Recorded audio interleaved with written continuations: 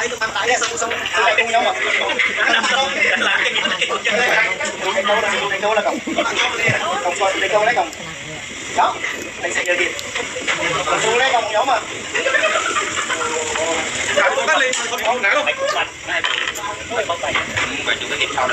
좀 쳐다봐 타이밍.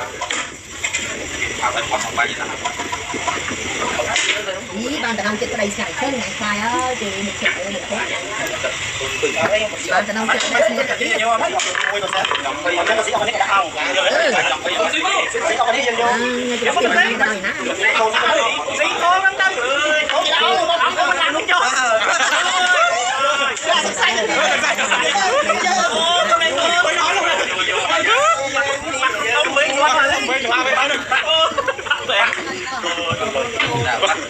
Thằng chú thông minh lao rồi bạn đâu. Không thể bằng thế đấy nhá. Cái mong trong mong Mày sẽ làm nó lại. Cái quá mày kia được rồi. Tao sẽ bạn.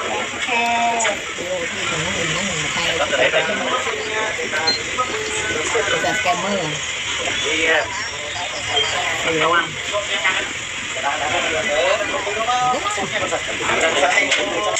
Tôi đúng không?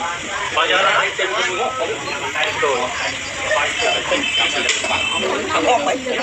Con xin máu xin đặt cái này.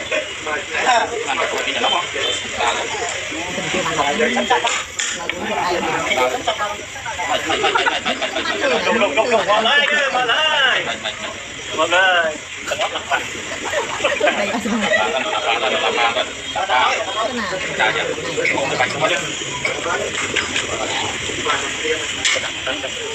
Rồi đi đi rồi quay ba này. Đấy không bóng đi không phải. Mày cô ngon đi đó. Làm nó phải chút đi. Cái này áo mày hay mà. Nhưng mà làm được cái trong ngõ.